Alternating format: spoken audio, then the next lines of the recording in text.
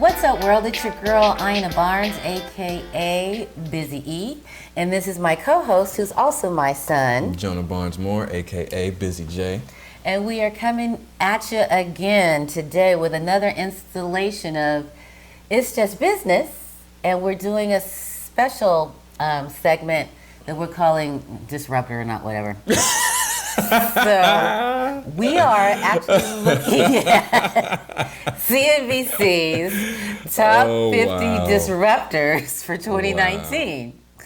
So we are literally going through their list. CNBC's Disruptor or not, even though it's our Disruptor or not. This is their list of who they have identified as disruptors for 2019 to watch. Yes. And we are analyzing these, and we are going through up or down the list, however you like to say it. And today we are on number 40, and the name of this company is called Nauto. Nauto. Nauto. Tell the people about Nauto, Jonah. Yes. So Nauto is a electronic equipment company that develops artificial intelligence powered connected camera network that helps to detect driver attention and actions. So what does that mean? They have developed a device that has a camera in the front, camera in the back. You put it in your car, and it uses AI to assess situations and also tell when the driver is distracted, right? And so one of their main points, the main priority pain point that they're solving is the fact that almost 70% of accidents and collisions occur from distracted driving. So we've all seen people, or probably those people, that look down at their phone and drive at the same time. You know, you're either checking your social media, checking the text, trying to make a phone call, doing what you do. That is what you call distracted driving. Or if you're trying to beat your child who's sitting in the back seat and you're trying to beat the kid, because sometimes you have to beat the children. That could be distracted. Yes, or you're eating your Big Mac and your fries. Or your In-N-Out fries, because they say, oh, you eating this in the car? And you're like, yes, I am. And then you have a little box, and then you're in there trying to drive. They are serving distraction through a window. Yes, and you are going with it. So this device tells you, hey, you're distracted. So it dings and rings, and then it tells you that you're distracted. Now, the current release of this product is mainly for fleet management, right? So right now it's not, really, they're not focusing on the public, they're not focusing on the individual. More as they're focusing on people who do deliveries or, who are in the logistics industry transporting goods through driving, right? So, 18-wheelers, or, you can go as far as, Amazon Prime, Amazon with their delivery service, all those people. FedEx, UPS. FedEx, UPS, DoorDash, and Uber. I don't think they're partnered with them just yet, but those are the types of businesses that they are servicing. Right? And so a little bit more about this company. They are founded in 2015. They're headquartered out of Palo Alto, California. West Side. The co-founder and CEO is Stephen Heck. And he was a partner at like McKinsey or something not a partner, excuse me. I don't think let me see. Oh yes, he was a former senior partner at McKinsey. And he graduated from UC San Diego, has a PhD in cognitive science, so he's a very smart guy, very intelligent man. On paper. No, that wasn't meant to be, I know. But the company's estimated annual revenue is about $4 million, okay? So, now the question becomes, are they a disruptor or not? And here on Disruptor or Not, we simply use our framework, the counter-innovation theory, where we redefine disruption, right? And so when we analyze the most disruptive companies, the Mount Rushmore of innovation or disruption, I like to call them, the Facebook, Amazon, Apple, Netflix, Google, Uber, Lyft, Fang or Fangle, Fungal, Fang, whatever we have. I like Fungal. Fungal, Fungal, all kinds of stuff. But we analyze them, and we realize that all of these disruptors do one of three things. What? One of these what? You have two A's. It's two A's. FAA. Amazon, Apple. In previous episodes, I have not been saying Apple. I've been leaving them out on accident. But yes, Facebook, Amazon, Apple, Netflix, Google, Uber, Lyft. Uber, Lyft, or Lyft, Uber. Yes. So now you have to go make some new acronyms. Okay. Yes. Sure. So after analyzing these there's these very disruptive companies that have literally changed the way we operate as human beings. They do one or a combination of these three things, but they do at least one. So Yes. the first is they challenge the status quo. The second is they develop disruptive technology. And the third is they address high priority, unrecognized pain points or latent pain points that become realized through their product or service. So we're going to put Nauto to the test against these criteria and parameters. So let's go ahead and get started. Did they challenge the status quo? Yes. I say no. The main reason I say no is because their competitors, they have competitors in the field that have been doing this for a while. When you look at Karuma and you look at, I think it's called Nthink, these are companies that have been using devices to place in vehicle to look, kind of combat distracted driving. So are they doing something new and different? No. Are they really changing the way that people are doing it? No, not necessarily. Go ahead. Go. No, I was going to say, I think a little bit because, I don't know, as the consumer, even though they're looking at, companies and fleets Fleet and that kind of thing, yeah. but that's just not something that, I don't know, that I I mean, I could seen give it, that I could, okay. I'll dive into my UPS experience here. UPS doesn't use a device like that, necessarily. The only device close to, fleet management and driving and delivering, they have like a handheld thing, but it's not for monitoring their driving. So in that instance, then yes. They are challenging the status quo by using a different method, a unique method to address distracted driving.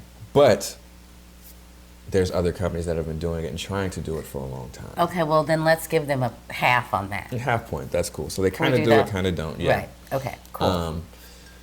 The second one is develop the disruptive technology. They did not do that. They did do that. They did do that. They didn't develop the technology. Yes, they did. I'm going to tell you why. It's similar to like biotechnology companies, right? How they have to develop their own processes and, technologies to actually compete.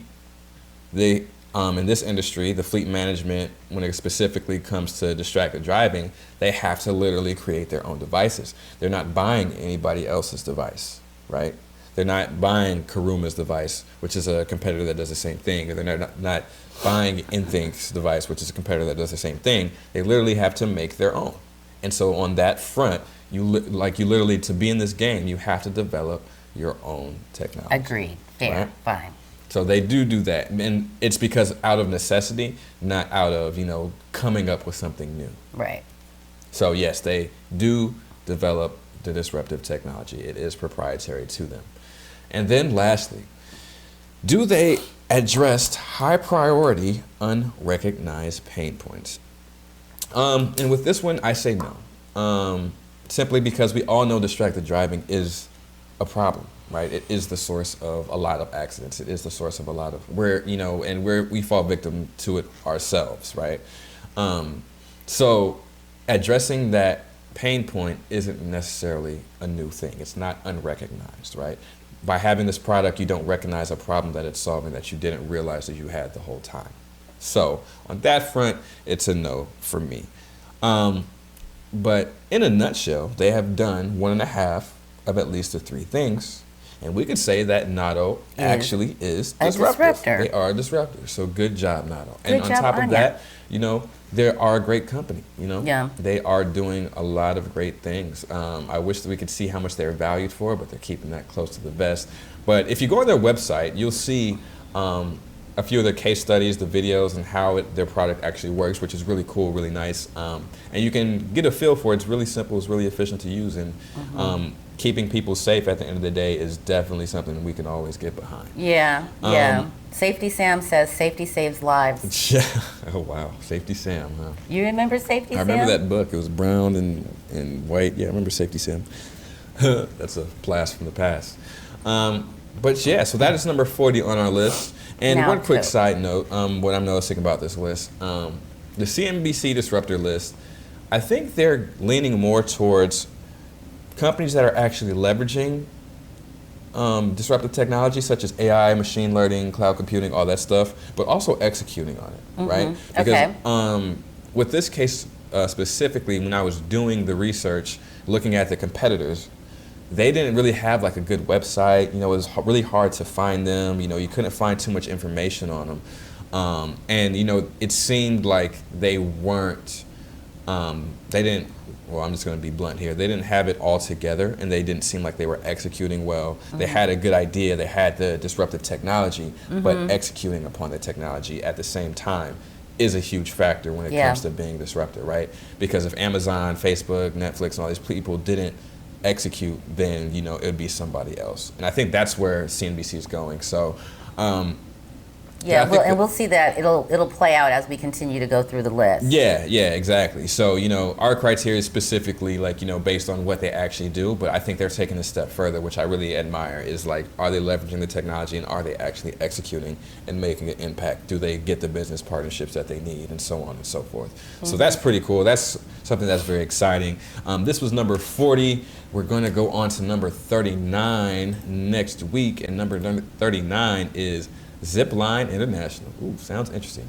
Zipline International. Let's see what their tagline is. I'll give you guys that much. Zipline, life-saving drones. Uh-oh. Drones. That's going to be exciting. So make sure you guys stay tuned and tune in next week for when we talk about Zipline International.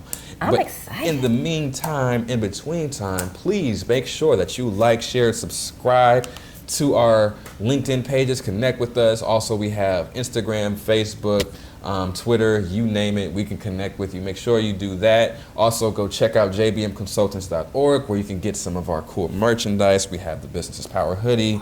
We have the Innovators cap. We got the Thinking cap here. So please feel free to support us in any way that you see fit. And also, if you want to check out the podcast, be sure to visit jbmconsultants.org. That's where all of our podcasts are. And if you want to catch up with us, you know, we're going down the list, going from 50 all the way to 1. Right now, we're on 40. Next week, we'll be on 39. Go check out those other podcasts and check out these other companies doing some cool stuff. And if you've had any experience with these companies, please feel free. Let us know. Comment. Let us know, like, hey, yeah, I like this, or I didn't like this. Let's get the dialogue going. And if you feel like they're disruptive, please say your piece. Say why you feel that way. We understand. We're open to the conversation. Open to it. Any last comments before we sign off here? No. Okay. Well, as we always say, some things here we may say that you may not agree with, or you do agree with, and you may be excited, you may be feeling down, but understand, for us, at the end of the day, those are just feelings, and it is not personal. It is just business. So thank you guys. Take care. We'll see you next week. See you next time.